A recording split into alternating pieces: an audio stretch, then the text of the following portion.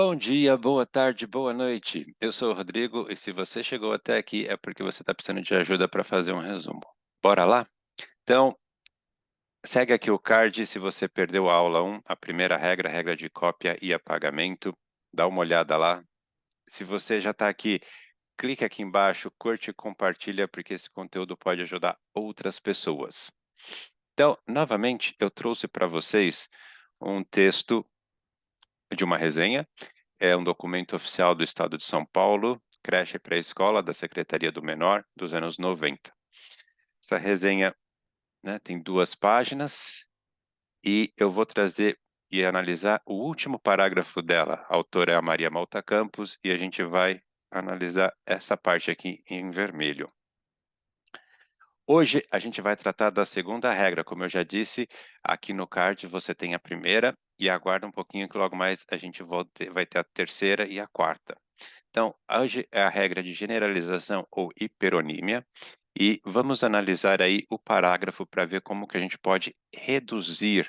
Resumir é reduzir, extrair a ideia principal. Então, como é que essa regra pode ajudar a gente a fazer isso?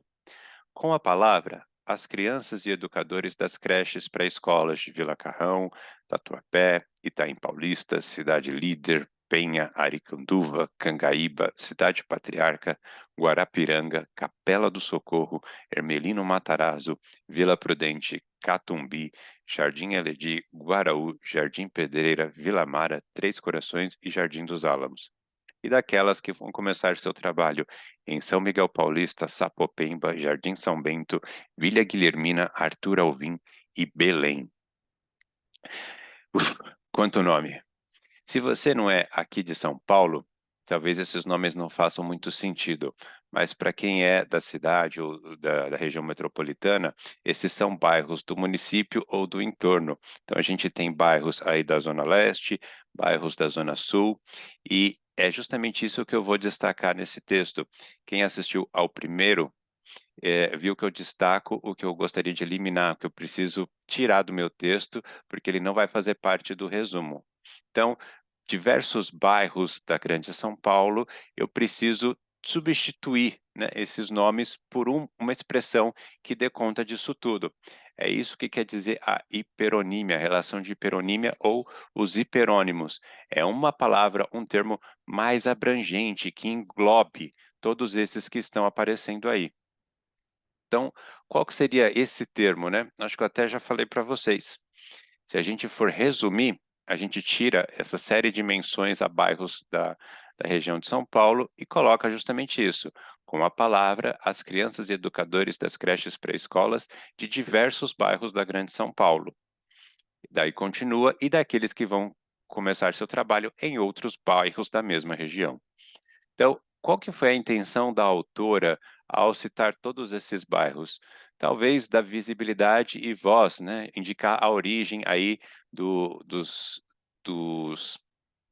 conteúdos do documento, quem falou. Então, ela quis apontar. Mas no nosso resumo, a gente não precisa fazer isso. A gente tem que dar uma sintetizada na informação.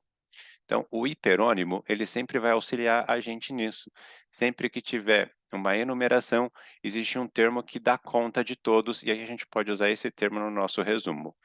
No caso, a gente passou de 65 palavras no texto original para 29 palavras no texto resumido. Isso que apareceu aí, e que já apareceu também na regra anterior, é o que é chamado de aposto pela gramática.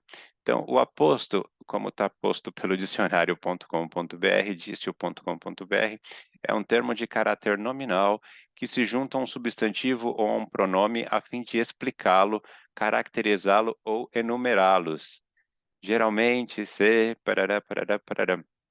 Então, a gente viu lá, eles enumeraram os diversos bairros da Grande São Paulo, né, onde eles pegaram, colheram os depoimentos. Então, vamos lá. O aposto é um termo acessório da oração. O que que isso quer dizer? Ele não precisa estar presente sempre. Os termos que precisam estar sempre presentes são sujeito e predicado. O aposto nem sempre. Ele vai acompanhar substantivos, pronomes ou verbos, e ele é usado para explicar, especificar, comentar ou identificar algo ou alguém. Então aí você tem os diversos tipos nas caixinhas azuis de aposto: explicativo, enumerativo, que era o que a gente viu agora no nosso texto, resumidor, comparativo, distributivo, circunstancial, de especificação ou da oração. Então, esse é o termo da gramática que a gente falou na primeira regra, regra de cópia e apagamento, e está retomando aqui na segunda regra, regra de generalização. Se você tiver um aposto, você não precisa retomá-lo no seu resumo, porque ele está ali justamente para exercer uma dessas funções. Então, você pode tirar esse termo e substituir os diversos termos que aparecem por apenas um que dê conta e substitua com a mesma ideia. Tudo bem? Então, curte e compartilha o nosso canal e fica aguardando que a gente vai ter agora a terceira e a quarta regras. Não perca. Muito obrigado e a gente se vê por aí. Até mais.